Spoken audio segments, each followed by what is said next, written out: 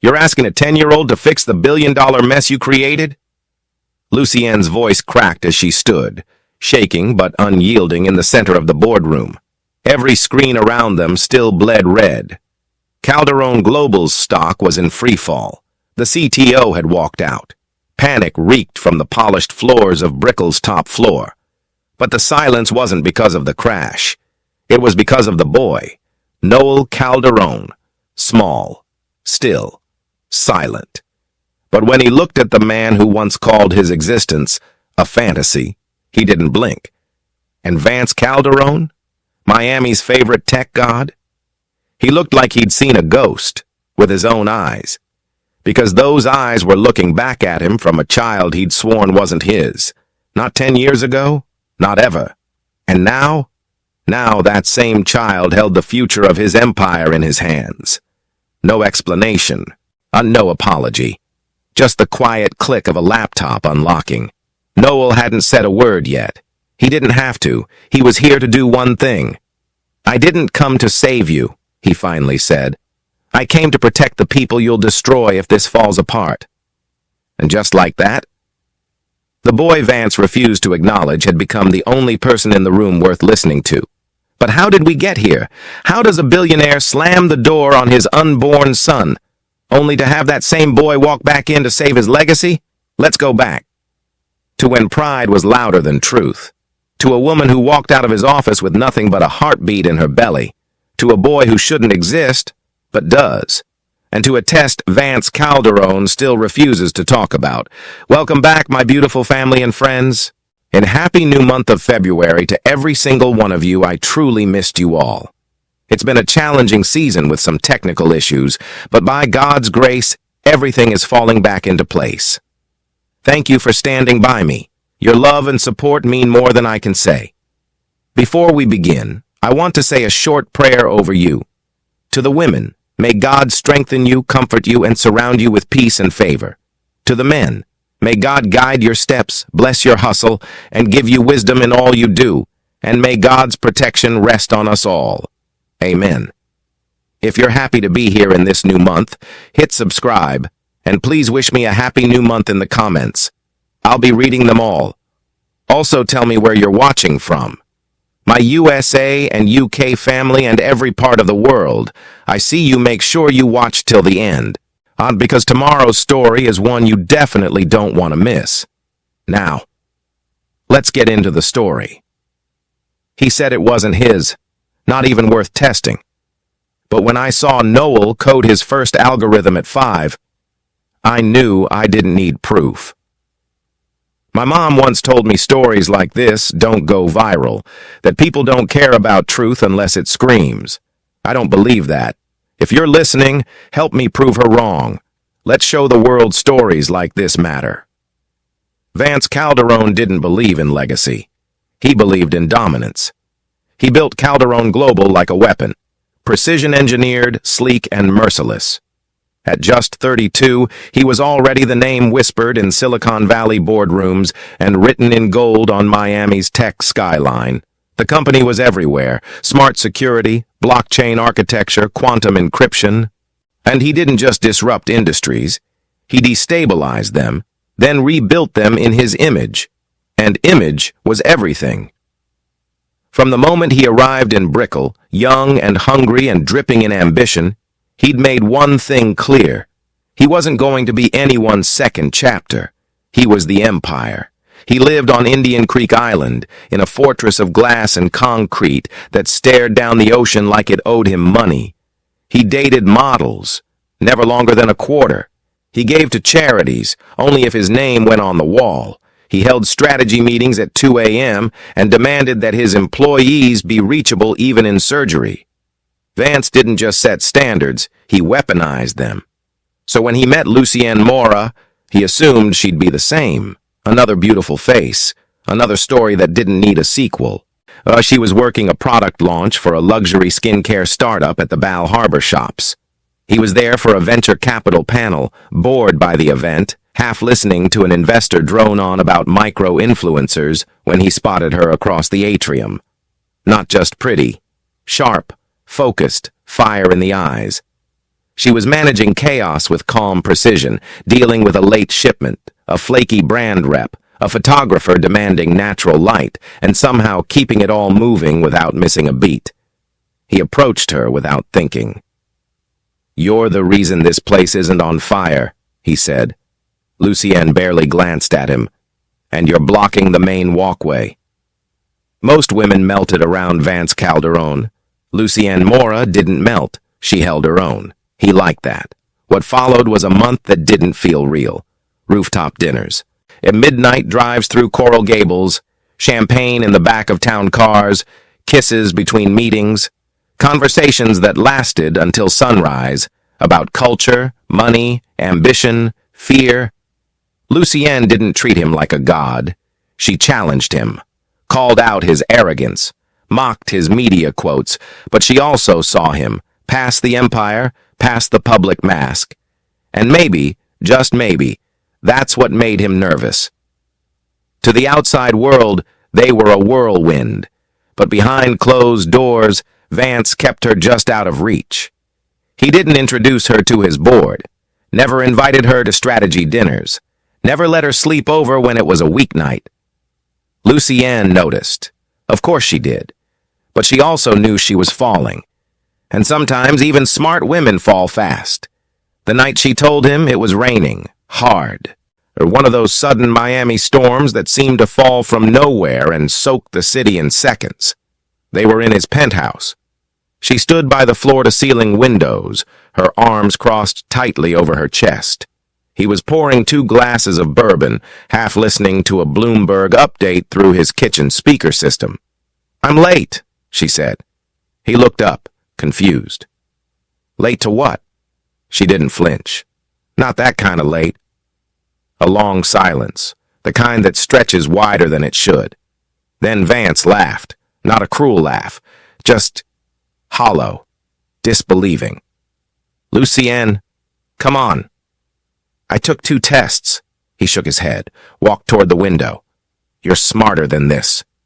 "You think I'm lying?" Her voice was low, steady.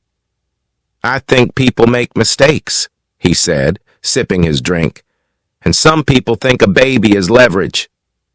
That stung, and more than it should have. Lucienne stepped closer. "I don't want your money, Vance. I'm not here for a check." He didn't look at her. "So, what are you here for?" "I thought you deserved to know." Vance finally turned. His face was unreadable, the mask back on, the same one he wore when firing executives or rejecting investor terms. "No test," he said. "Don't insult me." Lucienne's breath caught in her throat. "You don't even want to be sure?" "I am sure," he said coldly. "I know the game." She nodded once. Just once. And then she walked toward the elevator, each step heavier than the last.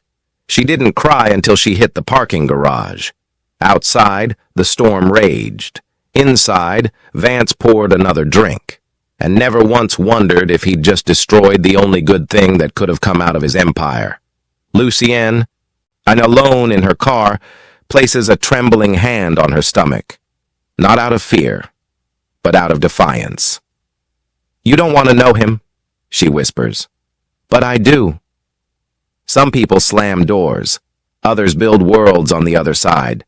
Lucienne Mora walked out of Vance Calderon's penthouse with $2,300 in her checking account, 1 suitcase in her trunk, and a baby growing inside her that the world didn't want. No lawyers, no PR cleanup, no press leaks, just silence. And Vance? He never called. For the next 5 years, Lucienne rebuilt her life with 1 sleepless night at a time. By day, she studied educational neuroscience at FIU. By night, she stocked shelves at Publix in Coral Gables until her back ached and her feet throbbed. She breastfed between lectures, napped during bus rides, and took tests with a bottle in one hand and Noel sleeping in the other. Every milestone, first smile, first steps, first word, came and went with no name in the father section of the baby book. But Lucienne didn't break. She sharpened. By the time Noel turned 4, she'd launched a small consulting agency from her one-bedroom apartment. She worked with private schools, helping identify gifted children who didn't fit the system's mold. Her client list grew. Principals listened, and people began to say her name with respect again. But Noel, he was already miles ahead of them all. One evening, she found him sitting at her laptop, brow furrowed, fingers flying. He had copied the back-end architecture of a Miami charter school's attendance portal. "Too slow," he muttered, "and the encryption's wrong." Lucienne's heart skipped. "Noel, how did you—" "I just wanted to make it better," he shrugged. He was 5. By then, she didn't need a DNA test to know the truth. Noel Calderon was Vance's son in genius, but in every other way that mattered, he was hers. 1 week later, Noel sat at the kitchen table, a bowl of cereal untouched beside him, eyes locked on her tablet screen. "Mom," he said, "Calderon Global's system is exposed. If someone doesn't patch it, they'll collapse." Lucienne turned slowly. "What did you say?" "If you've ever been dismissed and kept going anyway, this chapter is for you. Subscribe, because your truth matters more than their denial." "Mom, if I reroute their architecture, I can fix the breach." Lucienne dropped the spatula mid-flip. The pancake hit the floor with a wet slap, but she didn't move. Noel didn't even glance up from the laptop.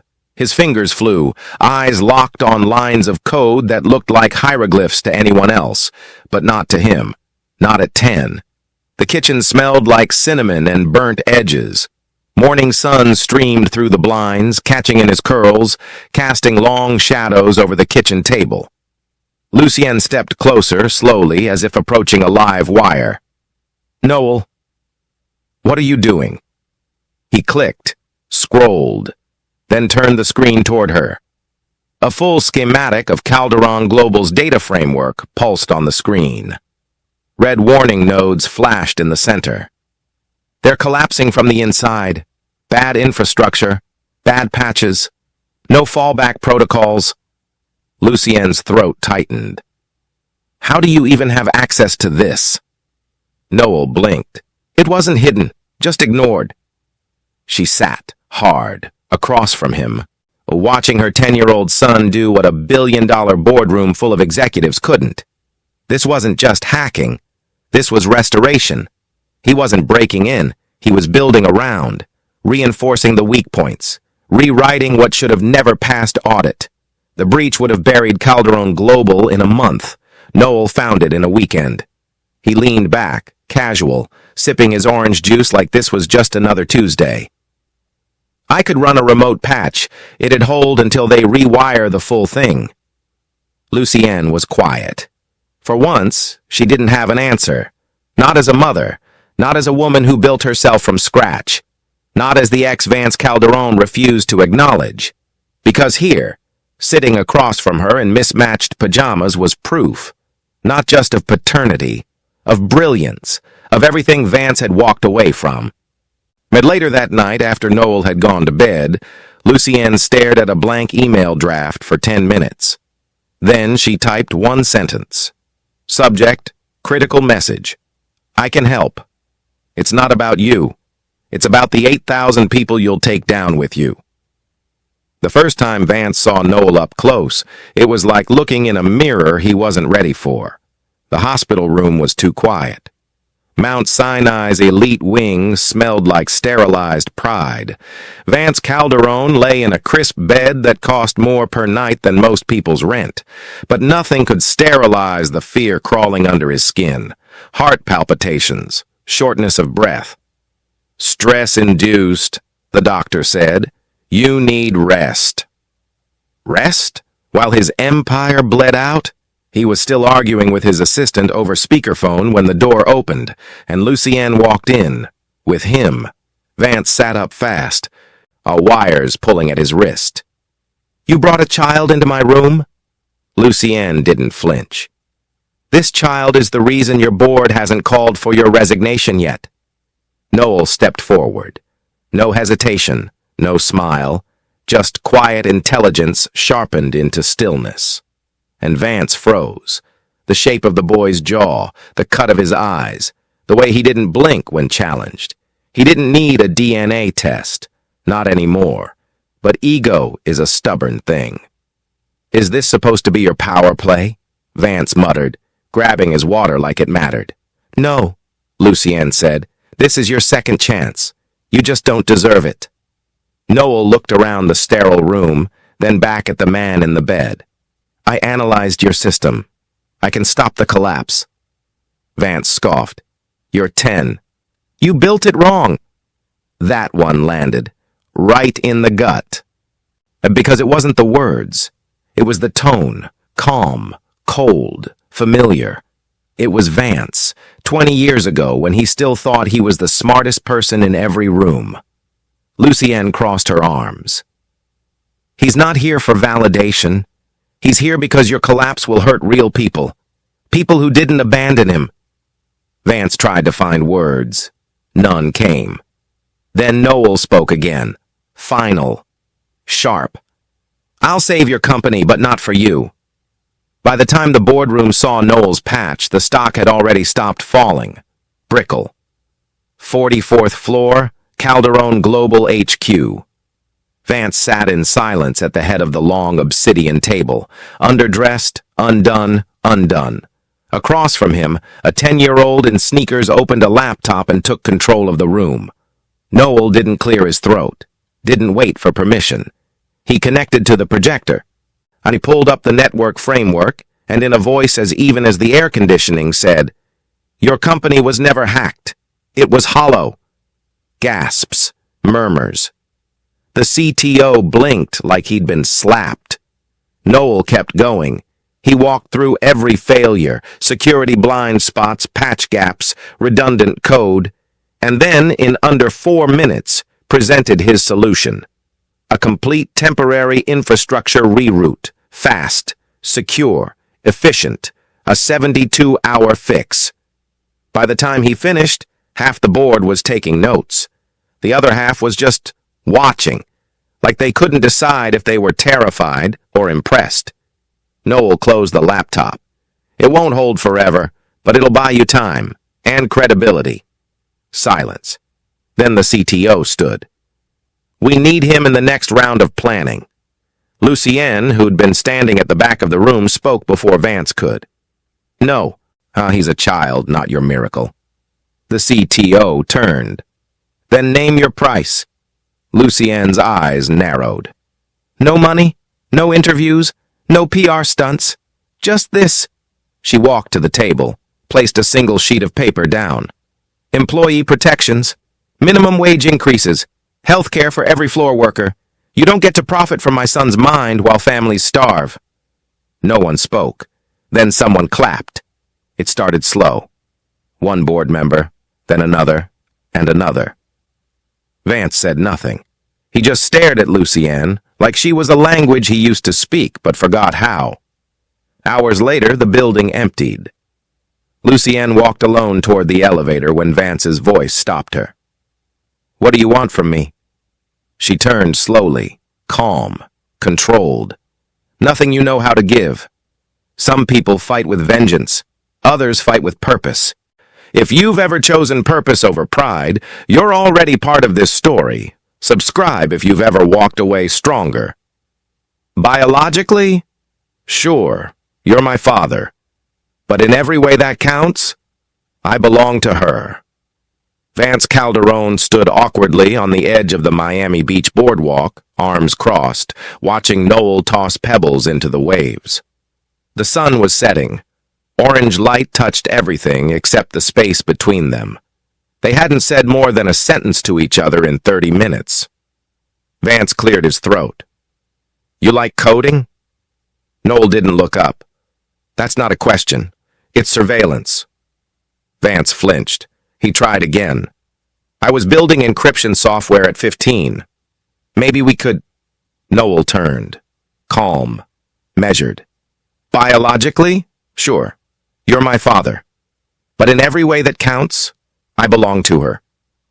Later that week, the media caught wind. 10-year-old genius saves billionaire's tech empire. Calderon's secret heir, mystery boy fixes collapse. Vance's phone wouldn't stop ringing. PR teams, investors, morning talk shows. They wanted Noel, smiling, in a suit, next to his proud father. He saw the headlines, saw the stock rise 2% just on speculation. But Lucienne, she didn't even blink when he brought it up. No. Lucienne, he's not a marketing campaign, he's a kid. This isn't about ego, it's about... No, she repeated, sharper now. You don't get to frame the narrative just because you're finally in it. Vance sat in his office that night, scrolling through news mentions. Photos of Noel, pixelated, zoomed, unflattering, flooded his feed. And then his assistant knocked, tablet in hand. There's something you should see. Offer received. Subject, exclusive consulting opportunity, Atlas Technologies. Vance's blood ran cold. Atlas was his biggest competitor. They were offering Noel a private mentorship, 5-year tuition fund, full anonymity, and relocation options. Lucienne found Noel asleep that night, curled on the couch, laptop open, code still glowing on the screen. She kissed his forehead, because she knew the world was finally seeing him. And Vance, he was finally seeing what it cost to ignore him. Vance finally takes the DNA test, but not for the reason anyone expects. He didn't need confirmation. Not after the boardroom. Not after watching Noel dismantle an infrastructure failure in under 4 minutes. Not after hearing the exact same clipped cadence in the boy's voice that lived in his own. But headlines don't run on instinct. They run on proof. Calderon Empire scandal, child genius or illegitimate heir. Where's the DNA, Mr. Calderon? So Vance did it, quietly. No press, no entourage, just him and a sterile lab at Jackson Memorial Hospital. 2 days later, a white envelope arrived. Unmarked. Final. Paternity probability, 99.9%. He stared at the paper for a long time, not with shock, not with satisfaction, just silence, because it didn't feel like a win. It felt like a funeral for every version of himself that could have been a father and chose not to be. He poured a drink that night but didn't touch it. Instead, he opened the baby photos Lucienne had uploaded privately to the secure link she'd sent weeks ago. Noel's first steps, first drawing, a birthday cake with a binary code made of frosting, years of moments he'd never been in, laughter he never earned. He set the drink down. And for the first time in a decade, Vance Calderon cried. The next day, Lucienne called from the FIU campus. Noel's doing a guest lecture on AI and ethics. Small class. Don't make it weird. I won't speak, he said. And he didn't. He sat in the back row of the lecture hall, surrounded by 20 college seniors who had no idea they were watching a 10-year-old rewrite the future in real time. Noel never looked his way, but when he spoke, confident, clear, unshaken, Vance saw it. Not just the talent, the grace. And he wondered how a boy born from betrayal could carry that much peace in his voice. Some legacies are inherited, others are earned, but the rarest ones, they're built in silence. The board didn't announce it. There were no press conferences, no staged photos, no LinkedIn posts. Just a quiet line added to the quarterly filing. Lucienne Mora, 20% equity, Calderon Global Education Division. Vance signed the transfer himself. Black ink, no ceremony. He didn't ask for a thank you. He wasn't owed one. He was just late. The next morning, he stepped down as CEO, citing burnout to the media. A season of reflection. But inside the walls of the company he built, everyone knew. He wasn't the story anymore. Noel turned down every interview, every magazine cover, every sponsorship deal. He said no to Forbes, no to TED Talks, no to the tech giant that offered him a 7-figure innovation grant. Instead, he launched something small, The Code Equity Project, a scholarship program for gifted kids in Liberty City who, like him, learned to speak machine language before they learned how to be seen. He didn't want followers. He wanted impact. Lucienne didn't say much through any of it. She kept working, kept guiding, kept protecting. And one day, she looked up from her laptop to find Noel at the kitchen table, sketching a blueprint for a mobile learning app that could detect gifted traits through gameplay. "Is this for a client?" she asked. "No," he said. "It's for kids like me, ones who never get tested." 3 weeks later, an invitation arrived from the White House. "We'd be honored to host Noel Calderon at this year's National Youth Innovation Summit." Lucienne read it out loud, smiling. Noel just shrugged. "Do they have waffles?" Vance watched the broadcast alone.